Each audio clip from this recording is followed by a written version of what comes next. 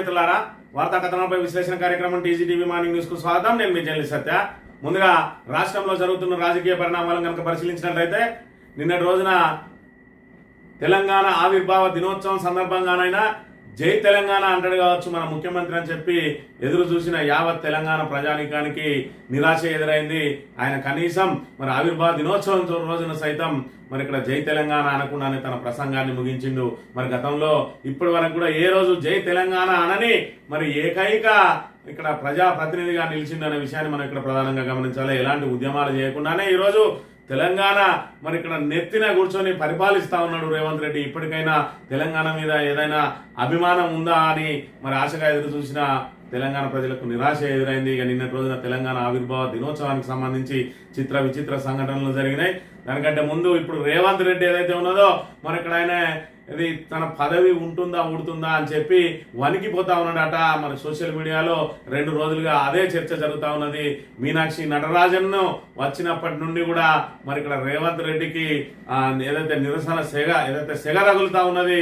ఆమె అందరు నేతలతోటి మాట్లాడుకుంటూ అధిష్టానం నేరుగా మీనాక్షి నటరాజన్ ద్వారానే తెలంగాణ పరిస్థితులను ఎప్పటికప్పుడు వాకప్ చేస్తూ మరి ఇక్కడ పరిపాలనను గాడిలో పెట్టే ప్రయత్నం చేస్తా ఉన్నది తప్ప నేరుగా రేవంత్ రెడ్డికి మాత్రం అపాయింట్మెంట్ ఇవ్వడానికి రాహుల్ గాంధీ నిరాకరిస్తా ఉన్నాడు. మరోవైపు మీనాక్షి నటరాజన్ ఏదైతే మరి ఇక్కడ నుంచి విషయాలన్నీ వాకప్ చేసి అధిష్టానానికి చేరవేస్తా ఉన్నదో అసలు మరి ఏ నాయకులను పిలిచి ఏమేమి మాట్లాడుతా ఉన్నదని చెప్పి ఆయన కూడా మరి ఆయా నాయకులు ఎవరైతే మీనాక్షి నటరాజన్ కలుస్తారో ఆమెను కలిసిన నాయకులందరినీ కూడా ఇంటికి పిలిపించుకొని లేదంటే ఫోన్లలో మాట్లాడి ఏం మాట్లాడింది మీతోటి ఏ విషయాలు వాకప్ చేసింది అని చెప్పి మరి అడిగే ప్రయత్నం చేస్తా ఉన్నట. ఎందుకంటే ఎమ్మెల్సీ ఎన్నికల సందర్భంగా మరి ఎమ్మెల్సీ అభ్యర్థుల ఎంపికలో రేవంత్ రెడ్డికి సంబంధమే లేకుండా ఢిల్లీ నుంచే పేర్లు మరి ఇక్కడ వెల్లడైన విషయాన్ని మనం ఇక్కడ గమనించవచ్చు. మరోవైపు మంత్రివర్గ విస్తరణ కోసం 17 నెలలుగా కసరత్తు చేస్తున్నా ఇప్పటి వరకు ఆ విస్తరణ కొలిక్కి రాలేదు.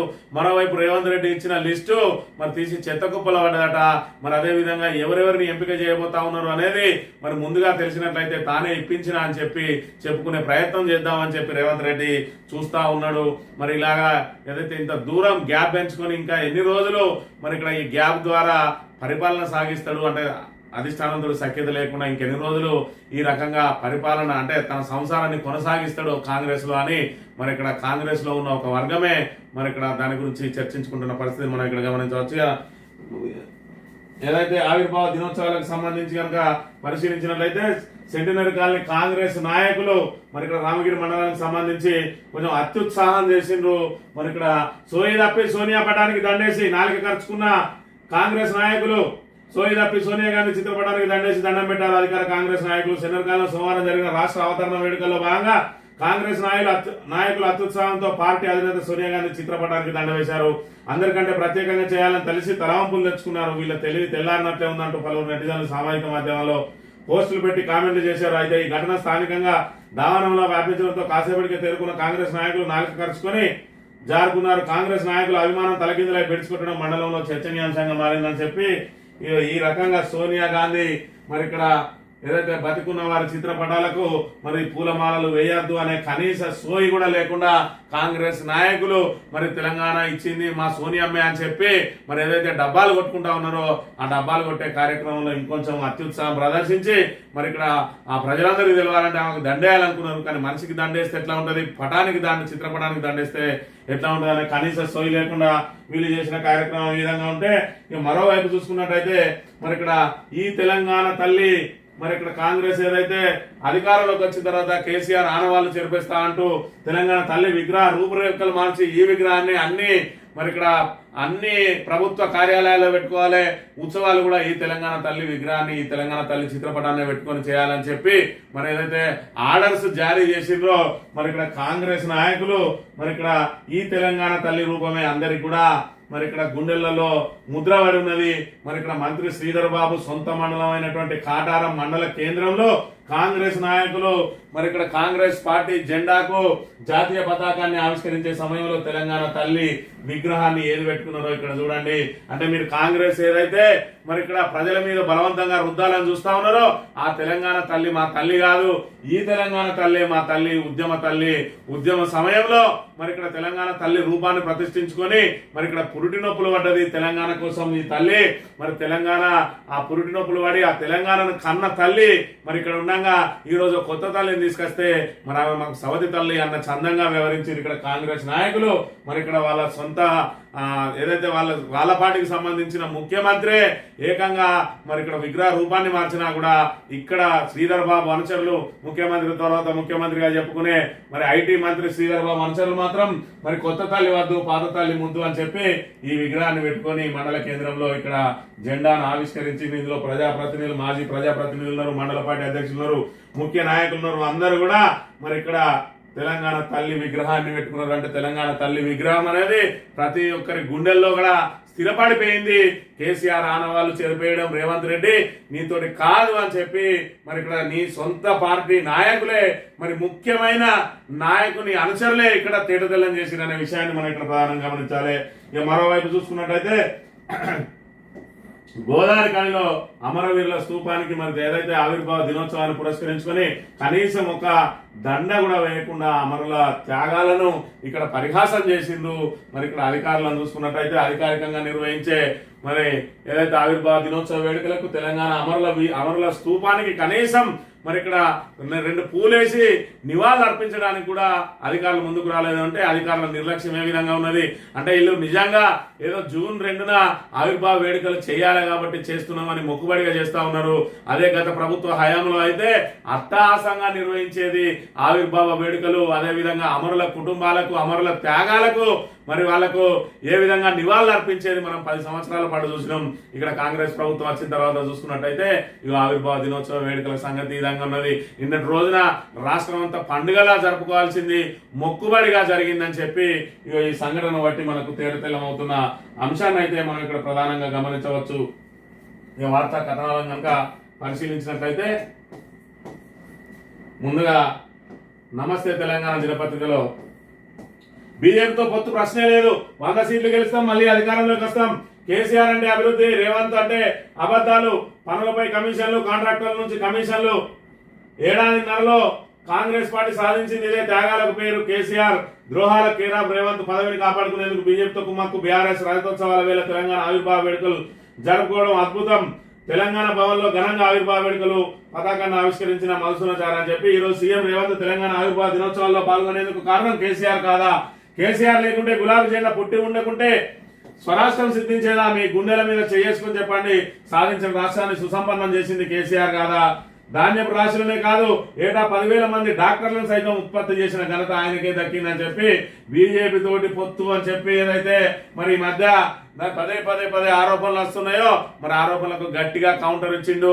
ఇవాళ చూసుకున్నట్టయితే బీఆర్ఎస్ కుటుంబం అంతా ఒక్కటే, ఎవరో ఒక్కరు దాన్ని చీల్చే ప్రయత్నం చేసినా కూడా అదినికి మరి ఇక్కడ మేము అందరం ఏకతాటి మీదనే ఉంటామని చెప్పి నిన్న ద్వారా సందేశం ఇచ్చిండు హరీష్ రావు గారు అనే విషయాన్ని మనం ఇక్కడ గమనించాలి. మిస్సింగ్ తో సీఎం రేవంత్ రెడ్డి సన్నిధులైన ఓ ఎంపీ, కార్పొరేషన్ చైర్మన్, ఓ ఐఏఎస్ అధికారి అనుచితంగా ప్రవర్తించినట్టు వార్తలు వస్తున్నాయి. ప్రభుత్వానికి చిత్తశుద్ధి ఉంటే సీసీ ఫుటేజ్ బయటపెట్టి బాధ్యులపై చర్యలు తీసుకోవాలి. వినూత్న పథకాలతో తెలంగాణను కేసీఆర్ ప్రపంచ పటంలో నిలిపితే రేవంత్ సర్కార్ మాత్రం అందాల పోటీల పేరిట తలవంపులు తెచ్చింది అని చెప్పి అందాల పోటీల ద్వారా మేము మరి ఇక్కడ పెట్టుబడులను ఆకర్షిస్తాం, పెద్ద ఎత్తున పెట్టుబడులు వస్తాయి, ఉపాధి కలుగుతుందని ఏదైతే పదే చెప్పిందో మరి ఇక్కడ అందాల పోటీలు ఏ విధంగా అబాస్పాలైనయో చూసినాం.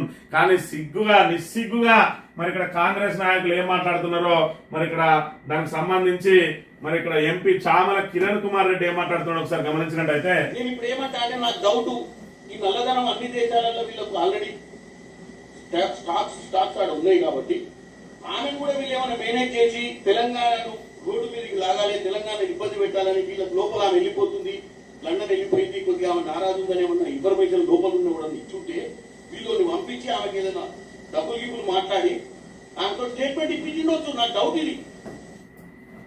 సిగ్గులేని మాటలు మాట్లాడుతా ఉన్నారు కాంగ్రెస్ నాయకులు. చేసిందే గలీజ్ పని. ఆ గలీజ్ పనిని కప్పిపుచ్చుకోవడానికి ఏకంగా ఆమెకు లంచాలు ఇచ్చిందని ఆరోపణలు చేస్తా ఉన్నారు. మరి లంచాలు ఇచ్చిందని ఆరోపణలు చేస్తే మీరు ఒక త్రిసభ్య కమిటీ చేసిండు. ఆమె పట్ల ఇద్దరు కాంగ్రెస్ నాయకులు అనుచితంగా ప్రవర్తించిందని చెప్పి ఆల్రెడీ మరి కమిటీ నివేదిక ఇచ్చింది, నీ ప్రభుత్వం ఇచ్చింది. మరి ఇప్పుడు నీ తలకాయ ఎక్కడ పెట్టుకుంటావు కిరణ్ కుమార్ రెడ్డి? మరి ఇక్కడ రాక ఏదో పదవి వస్తే మరి దాన్ని నెత్తిలో పెట్టుకొని ఈయన కన్ను మిన్ను కానకుండా మాట్లాడుతా ఉన్నాడు, అనుచిత వ్యాఖ్యలు చేస్తా ఉన్నాడు. నిన్న రోజున మరి ఇక్కడ కేసీఆర్ మీద కూడా అదే విధంగా అనుచిత వ్యాఖ్యలు చేసిండు. కేసీఆర్ గారు 3 ఏళ్లకే ముఖ్యమంత్రి అవుతాడు. 3 ఏళ్ల ముఖ్యమంత్రి కేసీఆర్ గారు 3 ఏళ్ల ముఖ్యమంత్రి దేనికి అవుతాడో నాకు తెలియదు. మన స్వర్గానికి అవుతాడా నరకానికి అవుతాడా? ఇంకా కూడా కేసీఆర్ మీద విషయం కక్కుతూనే ఉన్నారు. స్వర్గానికి అవుతాడా నరకానికి అవుతాడా అంటే ఏమన్నట్టు కేసీఆర్ చచ్చిపోతాడు 3 ఏళ్లలో అని చెప్పి కేసీఆర్ చావును కోరుకుంటా ఉన్నారు వీళ్ళు. అంటే కేసీఆర్ ని ఎదుర్కోలేక ఇంత నీచానికి దిగజారుతా ఉన్నారు. ఒకవైపు అందాల పోటీలు నిర్వహణ లోపంతో నిర్వహించలేక అసమర్థ ప్రభుత్వం మరి ఇక్కడ ఏదైతే ఆ అందాల పోటీలలో మరి ఎదురైన అనుభవాలకు వాళ్ళకి ఏదైతే అబాస్ పాలైన విషయానికి తలదించుకోవాల్సింది పోయి నిస్సిగ్గుగా సిగ్గు లేకుండా ఇంకా ఆమెకే లంచాలు ఇచ్చి చేయిస్తాను కావచ్చు. ఇది నా డౌట్ అంటాడు. ఒక ఎంపీగా ఉందా లేకుండా అసలు ముఖ్యమంత్రికే ఉందా తనం లేదు, ఇంకా ఎంపీలకే ఉందా తనం ఉంటది. కాంగ్రెస్ తీసుకొచ్చి మరి ఇక్కడ నెత్తిన పెట్టుకుంటే ఆ కాంగ్రెస్ ఈ రోజు తెలంగాణను మరి పూర్తిగా మరి సర్వనాశనం చేసింది. ఇగో ఇలాంటి లీడర్లను తీసుకొచ్చి ఎంపీలను చేస్తే ఇగో వీళ్ళు మన రాష్ట్ర ప్రభుత్వానికి ఏ విధంగా రాష్ట్రాన్ని ఏ విధంగా డెవలప్ చేస్తారు. ఇలాంటి వ్యక్తులు ఇంత నీచ చరిత్ర కలిగిన వాళ్ళు, నీచ బుద్ధి కలిగిన వాళ్ళు ఈ రోజు కేవలం మైక్ ముందర పెట్టి ఆరోపణలు చేయడానికి రేవంత్ రెడ్డికి మరి ఇక్కడ ఎవరు మరి ఆయనకు సంబంధించి కౌంటర్ ఇస్తలేడు. మొన్నటికి మొన్న మరి ఇక్కడ మంత్రులతో మాట్లాడుకుంటున్నాడు. మీరు మంత్రులు ఎవరు కూడా మరి ఇక్కడ ఖండిస్తలేరు అని ఇక ఖండించడానికి ఈయన దొరికిండు. ఈయనకు సబ్జెక్ట్ ఉండదు, పాడుండదు, ఏదో ఎవడో రాసిచ్చిందాన్ని పెట్టుకొని కూర్చొని మాట్లాడుతూ ఉంటాడు. మరి ఇక్కడ అందాల పోటీలు ఆమె ఒకవైపు అక్కడి నుంచి పెద్ద ఎత్తున ఆరోపణలు వస్తే దాన్ని సరిదిద్దుకోవాలి, అసలు లోపం ఎక్కడ జరిగిందని చెప్పి దాన్ని సవరించుకోవాల్సింది పోయి ఉల్టా ఆమె లంచాలు తీసుకున్నది కావచ్చు, వీళ్ళు ఇచ్చిండ్రు కావచ్చు, నువ్వు ఎంపీవా లేకపోతే మరి ఇక్కడ మామూలుగా ఎక్కడన్నా అటు ఇటు తిరిగే మరి ఇక్కడ జులాయివా అనే విషయాన్ని ఒకసారి గమనించుకోవాలి. కావచ్చు ఇవ్వచ్చు, నీ ప్రభుత్వం ఉన్నది, ఆల్రెడీ కమిటీ చేసిరు, ఎంక్వైరీ కమిటీలో ఏం తెలుతుందో దాన్ని అధికారికంగా ప్రకటించాలి. ఇలాంటి చిల్లర మాటలు ఇప్పటికైనా మానుకోకపోతే ఇప్పటికే మీ పార్టీ అధపాతాలని పోయింది. రాబోయే రోజులలో ఇంకా 50 ఏళ్ళైనా కూడా కాంగ్రెస్ కు ఓటేయకుండా ఇలాంటి వాళ్ళు చేయబట్టే మరి ఇక్కడ కాంగ్రెస్ సర్వనాశనం అవుతున్నది. అందుకే ముఖ్యమంత్రికి మరి ఇప్పటి వరకు కూడా వాళ్ళు అపాయింట్మెంట్ ఇస్తలేరు. దాంతో ముఖ్యమంత్రి ఇక్కడ చూసినట్టయితే మరి భయంతో వణికిపోతున్న రేవంత్, ఢిల్లీ అధిష్టానంతో గ్యాప్ ఏర్పడడంతో తన సీఎం పదవిపై ఆరా తీస్తున్న రేవంత్, మీనాక్షి మాటలను తనకు చేరవేయాలని కాంగ్రెస్ నాయకులపై తీవ్ర ఒత్తిడి. మంత్రి పదవి ఎవరికి ఇస్తున్నారో ముందే తెలుసుకుని నేనే ఇప్పించాలని డప్పు కొట్టుకోవడానికి రేవంత్ ఆరాటం.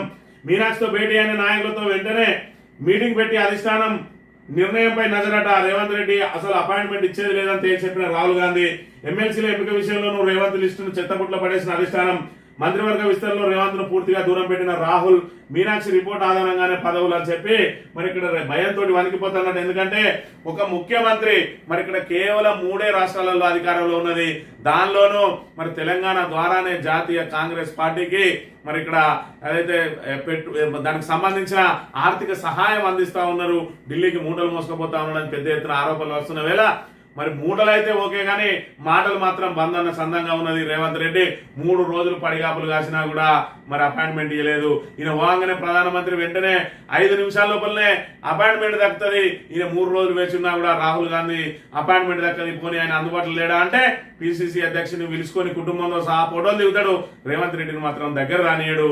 ఏదో ఒక సందర్భంలో మరి ఎక్కడనో కలిసి ఫోటో దిగుతాడు తప్ప మరి ఇద్దరు కలిసి ఏకాంతంగా చర్చించింది లేదు.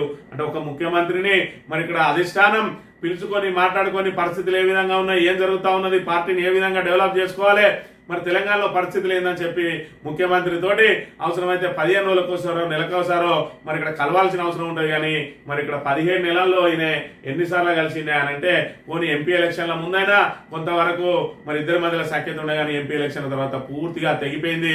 దాంతో మరి ఇక్కడ పడిగాపులు కాసిన ఆస్తలేదు కాబట్టి మీనాక్షి నటరాజన్ ద్వారానే ఆయన నడిపిస్తా ఉన్నాడు రాహుల్ గాంధీ. మీనాక్షి నిర్ణయమే ఫైనల్ కాబట్టి మీనాక్షి తోటి మాట్లాడే వాళ్ళందరికీ ఈయన టచ్ లోకి వస్తా ఉన్నాడట. ఆమె ఏం మాట్లాడుతుంది, ఏం చేస్తుంది, మరి ఇక్కడ నా పరువు పోవద్దు అని అంటే మరి ముందే ఆమె ఏం నివేదిక ఇస్తుందో తెలుసుకుంటే ఆ నివేదిక నేనే పంపినట్టుగా బయట చెప్పుకుంటా అని చెప్పి మరి కవరింగ్ ప్రయత్నాలు చేస్తా ఉన్నాడట. మరి ఈ రకంగా ఇంకెన్ని రోజులు రేవంత్ రెడ్డి నటిస్తాడు అని చెప్పి మరి ఇక్కడ ఏదైతే ఈ స్లైడ్ వచ్చిందో దీని మీద సోషల్ మీడియాలో నిన్నటి నుంచి పెద్ద ఎత్తున మరి ఇక్కడ చర్చ జరుగుతున్న అంశాన్ని కూడా మనం చూడాలి. అంటే కాంగ్రెస్ నాయకుల పరిస్థితి ఏ విధంగా ఉన్నది అని అంటే రేవంత్ రెడ్డికి ఆయన మిత్రుడు చామల కిరణ్ కుమార్ రెడ్డి మరి ఇక్కడ ఏదో ఈయనను కాపాడే ప్రయత్నంలో ఆయన చిల్లర మాటలతోటి మరింత పార్టీ ప్రతిష్టను దిగజారుస్తా ఉంటే మంత్రులందరూ మాత్రం ముఖం చాటేస్తున్న పరిస్థితిని మనం ఇక్కడ చూడవచ్చు. దాంతో రేవంత్ రెడ్డి అసహనం వ్యక్తం చేస్తా ఉన్నాడు. మరి ఇక్కడ మంత్రులతోటి కలపకపోయే ప్రయత్నం చేస్తా ఉంటే వాళ్ళ దగ్గర రాణిస్తలేరు, అధిష్టానం అపాయింట్మెంట్ ఇస్తలేదు. దాంతో రేవంత్ రెడ్డి ఎప్పుడు ఏ క్షణాన పదవి ఉడిపోతుందా అని చెప్పి వణికిపోతా ఉన్నాడట. దాంతో బీజేపీ తోటి మాత్రం సఖ్యతను కొనసాగిస్తా ఉన్నాడు. తాడో పేడో తెలుసుకోవడానికి వాళ్ళు మెడబట్టి గెంటితే తప్ప నేను బయటికి పోయేది లేదు, నాకు నేనుగా పోతే మరి ఇక్కడ నేను నా ప్రతిష్ట దెబ్బతింటది, నేను ఖచ్చితంగా మళ్ళీ ముఖ్యమంత్రిగా ఉండాలని అంటే వాళ్ళు మెడబట్టి దొబ్బితే నాకు సానుభూతితో పాటు బీజేపీలో చేరినా కూడా నా భవిష్యత్తుకు ప్రాబ్లం ఉన్నది అని చెప్పి అన్ని రకాల మరి ఏర్పాట్లు చేసుకుంటా ఉన్నాడు. కాంగ్రెస్ కూడా మరి ఇక్కడ అవకాశం కోసం ఎదురు చూస్తా ఉన్నది రేవంత్ రెడ్డిని సాగనంపడానికి అని చెప్పి పెద్ద ఎత్తున దీని మీద చర్చ అయితే నడుస్తా ఉన్నది సోషల్ మీడియాలో అనే విషయాన్ని గమనించాలి. జై తెలంగాణ అని రేవంత్ అమరవీరుల కుటుంబాలకు ఇచ్చిన హామీల ప్రస్తావన లేదు. కవులు కళాకారులకు నగదు బహుమతి. స్వరాష్ట్ర ఆకాంక్షతో 4 కోట్ల ప్రజలు పిడికిలెత్తి గలమెత్తిన జై తెలంగాణ నినాదంతో ప్రజలంతా ఉద్యమంలో భాగస్వాములయ్యారు. ప్రజలందరిలో పెనవేసుకున్న భావోద్వేగం జై తెలంగాణ నినాదం. కానీ రాష్ట్ర అవతరణ దినోత్సవాన్ని పురస్కరించుకుని సోమవారం హైదరాబాద్ లో పర్యటన గ్రౌండ్లో ప్రభుత్వం నిర్వహించిన వేడుకల్లో ప్రసంగించిన సీఎం రేవంత్ రెడ్డి జై తెలంగాణ అని మాత్రం అనలేదు. ఎందుకు అనలేదు అనే దానికి మరి ఇక్కడ సమాధానం అయితే లేదు. మరి జై తెలంగాణ అని ఎందుకు అనకూడదో మరి ఇక్కడ చెప్పాలి రేవంత్ రెడ్డి.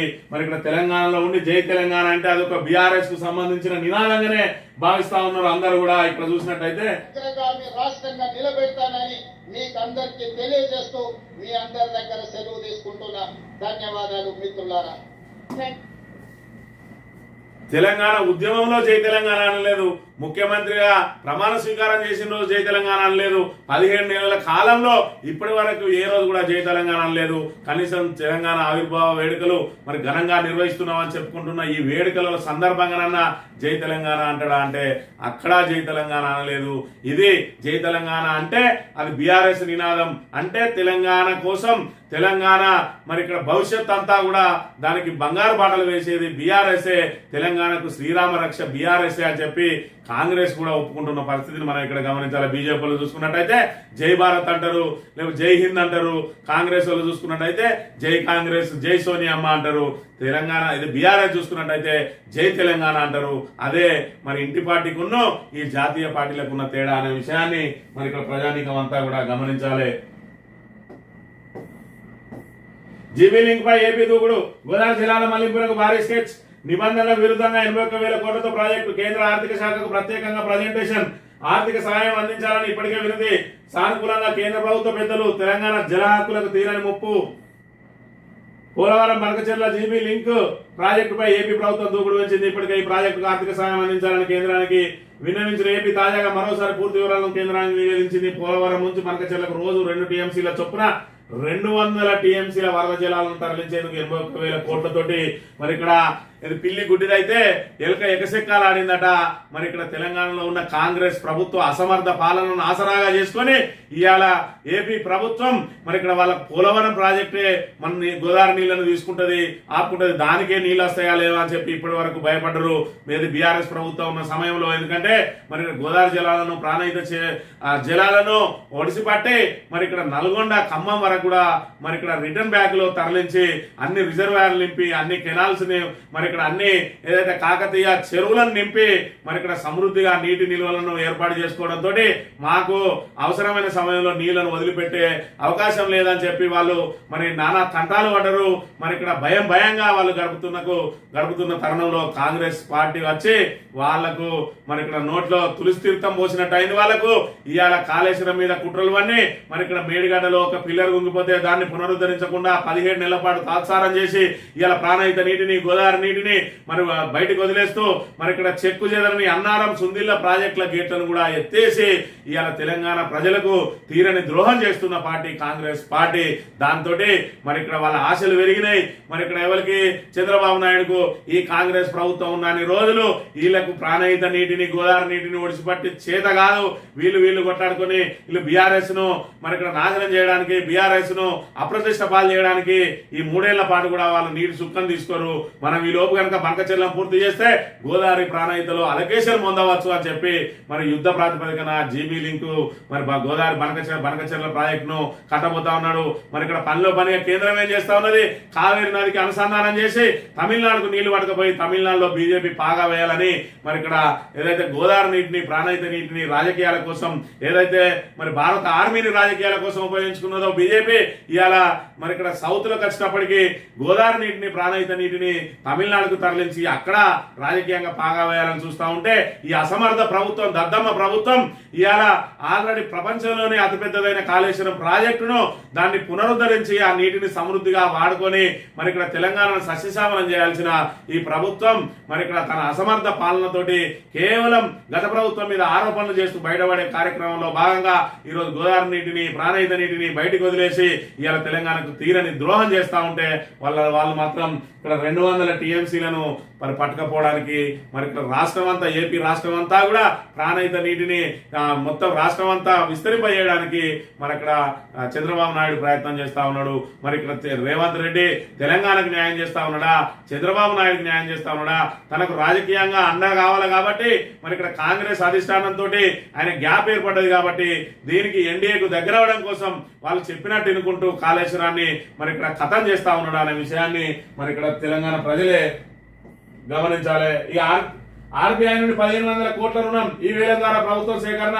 రిజర్వ్ బ్యాంక్ నుంచి రేవంత్ సర్కార్ మరో 1500 కోట్ల రుణం తీసుకున్నది. 19 ఏళ్ల కాలానికి 800 కోట్లు, 20 ఏళ్ల కాలానికి 700 కోట్ల బాండ్లను వేలానికి పెట్టింది.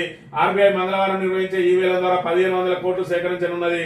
2025-26 ఆర్థిక సంవత్సరం తొలి త్రైమాసికంలో 14,000 కోట్లు రుణ సమీకరణ కోసం ఆర్బీఐకి ప్రతిపాదన పంపింది. ఏప్రిల్లో 3 దఫాల్లో 4,400 కోట్లు, మేలో 2 దఫాల్లో 4,500 కోట్లు అప్పు తీసుకున్నది. ఈ ఆర్థిక సంవత్సరం మార్కెట్ రుణాల కింద 64,539 కోట్లు సమీకరిస్తామని బడ్జెట్ లో పేర్కొన్నది. ఆర్బీఐ నుంచే 2 నెలల్లో సుమారు 9,000 కోట్ల రుణం తీసుకున్నది.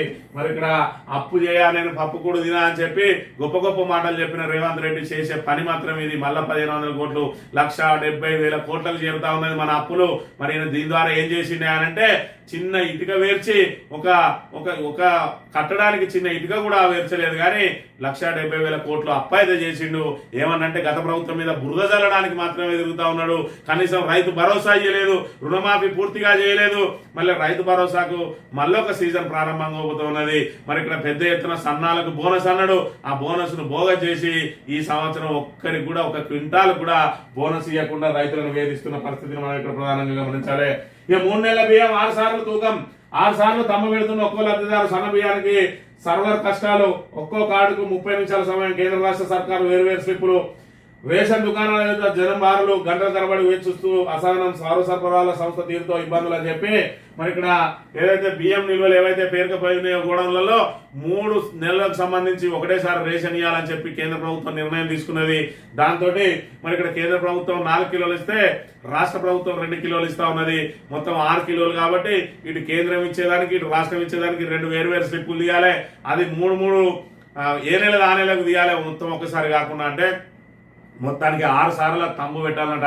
ఒక్క వ్యక్తి 6 సార్లు తమ్ములు పెట్టి 6 స్లిప్పులు తీసే వరకు అరగంట టైం పడుతుందని చెప్పి మరి అక్కడ రేషన్ కోసం పడిగాపులు కాస్తా ఉన్నది. ఇదంతా పౌర సరఫరాల సంస్థ అస్తవ్యస్త నిర్వహణ ద్వారానే సాగుతా ఉన్నదనే అంశాన్ని మనం గమనించాలి.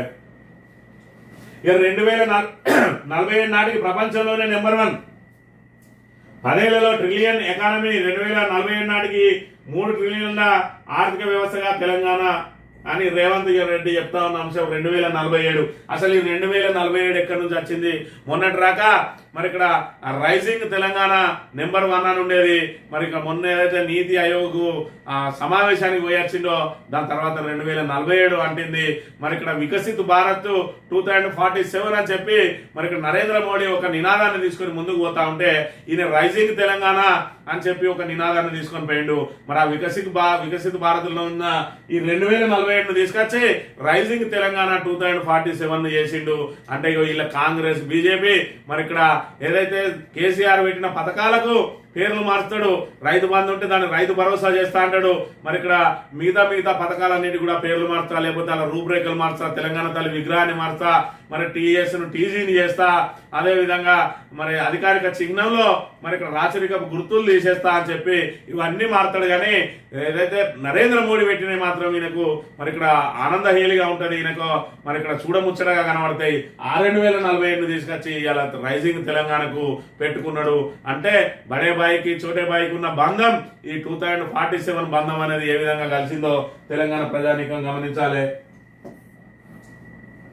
సోమవారం రాజ్భవన్ లో రాష్ట్ర ఆవిర్భావ దినోత్సవాన్ని పురస్కరించుకుని ప్రపంచ సుందరి పోటీ విజేతలకు నిర్వహించిన సన్మాన కార్యక్రమంలో గవర్నర్ జిష్ణుదేవ్ శర్మ దంపతులతో సీఎం రేవంత్ రెడ్డి, మంత్రులు జూపల్లి, పొన్నం తదితరులు అని చెప్పి మరి ఇక్కడ అందాల పోటీలకు ఇచ్చిన విలువ ఈయన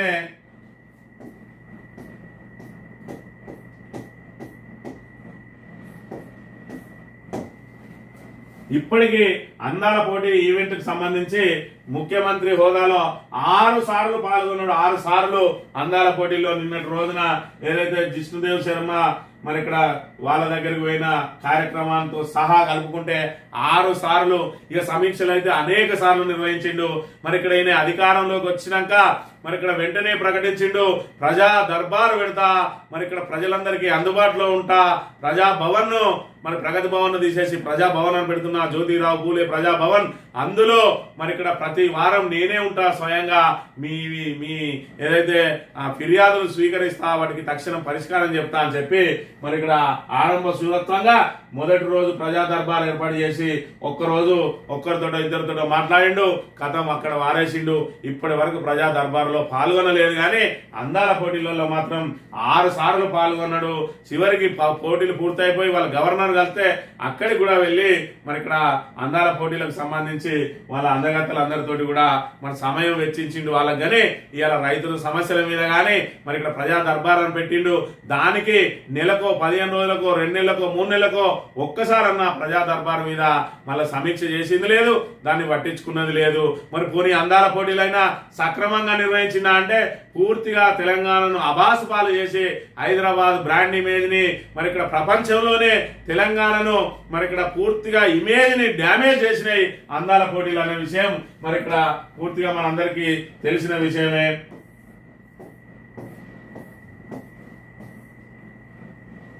ఆపరేషన్ స్పైడర్స్ వెబ్, నయా పెరల్ హార్బర్, ఆధునిక యుద్ధ చరిత్రలో అతిపెద్ద సర్జికల్ స్ట్రైక్, రష్యాకు తీరని అవమానం మిగిల్చిన ఉక్రెయిన్ డ్రోన్ దాడులు, 3 టైం జోన్ల పరిధిలో దాడులు, 41 బాంబర్ నిఘా విమానాల ధ్వంసం, 3వ వంతు ఫ్లీట్ ను నష్టపోయిన రష్యా, నష్టం విలువ 60,000 కోట్ల పైచిలుకు, ఒక్కొక్కటి 42,000 విలువ చేసే 117 డ్రోన్లతో కారుచౌకగా పనిపూర్తి చేసిన ఉక్రెయిన్ అతి చిన్న దేశం, దాన్ని గడగడలాడిస్తా ఉన్నది.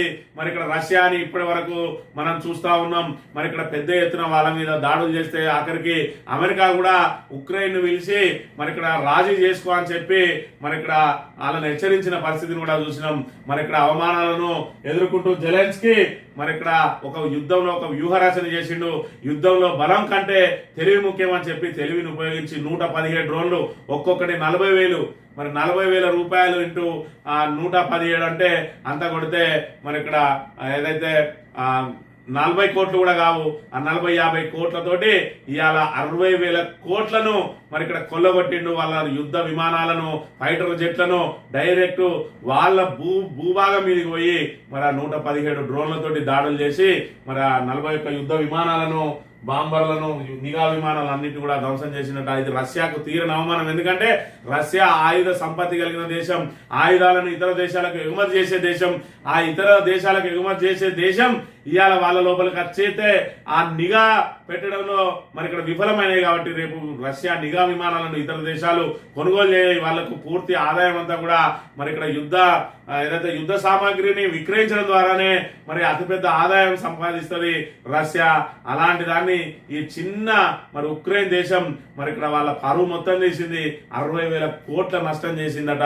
మరి ఇక్కడ ఎవరైనా కూడా ఏదైనా పిల్లినైనా మరి రూమ్లు వేసి కొడితే అది పెద్ద పులిగా మారుతుంది అన్నట్టుగా ఇలా ఉక్రెయిన్ 2 సంవత్సరాల నుంచి ఇబ్బందులు పెడితే ఇలా రష్యాను సాగు దెబ్బతీసింది మరి ఉక్రెయిన్ అనే విషయాన్ని మనం ఇక్కడ గమనించాలి. ఆంధ్రజ్యోతి విషయానికి వస్తే ప్రగతే మా పదమట మరి 2047లో $3 ట్రిలియన్ వ్యవస్థ అంటాడు, ఇప్పుడు మాత్రం అప్పు ఊడతలేదంటాడు. ఇప్పటి వరకు 15 నెలల కాలం అయింది, ఆదాయం పెంచుకునే మార్గాలు లేవు, రియల్ ఎస్టేట్ కుదేలు అయిపోయింది, హైడ్రాన్ ఎందుకు తెచ్చిండో తెలియదు. మరి ఇప్పటి వరకు కేవలం మద్యం మీద ఆధారపడి ప్రభుత్వం నడుస్తా ఉన్నది. ఇక $1 ట్రిలియన్ వ్యవస్థకు ఏం చేస్తాడో తెలియదు. మరి ఇక్కడ ఉద్యోగులకు జీతాలు ఇవ్వడానికే లేవు, నేను ఏం చేయాలో చెప్పుర్రి, అవన్నీ తీసుకొచ్చి మీ చేతుల్నే పెడతా అంటాడు. మరి అందరు తీసుకొచ్చి మీ చేతుల్నే పెట్టడం ఏ విధంగా పరిపాలన చేయాలో తెలియనివి, $3 ట్రిలియన్ల మరి ఇక్కడ వ్యవస్థను ఏ విధంగా తీసుకొస్తారనే దానికి మాత్రం ఆయన దగ్గర దానికి రూట్ మ్యాప్ లేదు. మరి ముందుగా ఆయన రూట్ మ్యాప్ రిలీజ్ చేయాలి. ఆ రిలీజ్ చేసి ఏ విధంగా $3 ట్రిలియన్ల మరి ఇక్కడ దాన్ని సాధిస్తాడు అనేది మరి ఇక్కడ ఎకానమీ $3 ట్రిలియన్ ఎకానమీ మరి లక్ష్యంగా ఈ విధంగా పోయి మేము గిట్ట సాధిస్తాం అనే దానికి ఒక రూట్ మ్యాప్ రిలీజ్ చేయాలి. అది లేదు, కేవలం నోటితోటి అయిపోయా అది అయ్యేదా సచ్చేదా. తెలంగాణ ప్రజలు మరి నిన్న చెప్పింది ఇవాళ మర్చిపోతారు, ఇవాళ చెప్పింది రేపటికి మర్చిపోతారు. కాబట్టి దాన్ని ఆసరా చేసుకునే మరి ఇక్కడ 6 గ్యారంటీలు 420 హామీలు ఆచరణ సాధ్యం కావని తెలిసినా కూడా ప్రజలను మోసం చేసింది కాంగ్రెస్ పార్టీ అనే విషయాన్ని మనం ఇక్కడ ప్రధానంగా గమనించాలి. ఇక తొలి 10లో తెలుగు విద్యార్థి ఒక్కరేనట 10వ ర్యాంక్ సాధించిన వడ్లమూడి లోకేష్. తొలి 20లో 4 మన విద్యార్థులు జేఈ అడ్వాన్స్ ఫలితాలు విడుదల, జనరల్ కట్ ఆఫ్ 74 మార్కులట. మరి ఇక్కడ ఐఐటి సాధించిందల్లా 10 ర్యాంకులలో మొట్టమొదల తెలుగు నుంచి ఒక్కలే ఉండే. గతంలో చూసుకున్నట్టయితే 3 నుంచి 6 వరకు ఇటు తెలంగాణ నుంచి ఆంధ్రప్రదేశ్ నుంచి కలిపి ఉమ్మడిగా మరి 3 నుంచి 6 స్థానాలు వచ్చేది. ఇప్పుడు ఒక ఏపీకి సంబంధించిన ఒక వ్యక్తికి మాత్రమే ఈరోజు ర్యాంక్ వచ్చింది. అంటే మనం విద్యా వ్యవస్థలో వెనుకబడతా ఉన్నాం అనే దానికి ఇది నిదర్శనంగా మనం ఇక్కడ చూడవచ్చు. మళ్ళీ కేసీఆర్ సీఎం 3 ఏళ్లలో మేము అధికారంలోకి రావడం ఖాయం. డల్లాస్ లో బారాస రజతోత్సవ సభలో కేటీఆర్ తెలంగాణలో పెట్టుబడులు పెట్టాలని పిలుపు. అగ్రరాజ్యంలో ఘనంగా రాష్ట్ర ఆవిర్భావ వేడుకలు అని చెప్పి మళ్ళీ కేసీఆర్ సీఎం కాబోతా ఉన్నాడని చెప్పి డల్లాస్ వేదికగా మరి ఇక్కడ ఏదైతే కేటీఆర్ ప్రకటించడమే కాదు, అక్కడ డల్లాస్ లో ఉన్న మరి ఇక్కడ ఏదైతే ఎన్ఆర్ఐలు తెలంగాణకు సంబంధించిన ఎన్ఆర్ఐలు అందరూ కూడా కేసీఆర్ కావాలి, కేసీఆర్ ఉన్నప్పుడు తెలంగాణ వాళ్ళమని చెప్పుకోవడానికి మాకు ఇక్కడ గర్వంగా ఉండేది. అమెరికాలో ఇవాళ తెలంగాణ అంటే మా తెలంగాణ బ్రాండ్ ఇమేజ్ మొత్తం దెబ్బతినేది. మేము హైదరాబాద్ నుంచి వచ్చినామంటే మాకు ఒక ఆదరణ ఉండేది, మాకు ఒక విలువ ఉండేది. ఇవాళ 15 నెలల కాలంలో మరి ఇక్కడ హైదరాబాద్ బ్రాండ్ ఇమేజ్ ను పరుగును తీస్తా ఉన్నది నేటి ప్రభుత్వం. మళ్ళీ కేసీఆర్ వచ్చి రావాలి, తెలంగాణ బ్రాండ్ ఇమేజ్ నిలబడాలి ప్రపంచవ్యాప్తంగా అని చెప్పి వీళ్ళందరూ కోరుకుంటున్న అంశాన్ని కూడా మనం ఇక్కడ ప్రధానంగా గమనించవచ్చు. ఈ ఆర్టిఫిషియల్ ఇంటెలిజెన్స్ కు సంబంధించిన ఒక అంశాన్ని కనుక గమనించినట్టయితే ఆర్టిఫిషియల్ ఇంటెలిజెన్స్ ద్వారా మరి ఇక్కడ వివిధ రకాల ఫోటోలతోటి అదే విధంగా మరి వివిధ రకాల ఆర్టిఫిషియల్ ఇంటెలిజెన్స్ అనేది ఇప్పుడు ప్రజలను ఆకర్షిస్తున్న అంశం. మరి ఇక్కడ మన మిత్రుడు కన్నూరి సంతోష్ అని మరి పుట్ట మదనకు సంబంధించి ఆర్టిఫిషియల్ ఇంటెలిజెన్స్ ద్వారా ఒక ఫోటో తయారు చేసిండు. అది ఇప్పుడు వైరల్ గా మారింది. కింద క్యాప్షన్ కూడా పెట్టిండు మదన్న తాలూకా అని.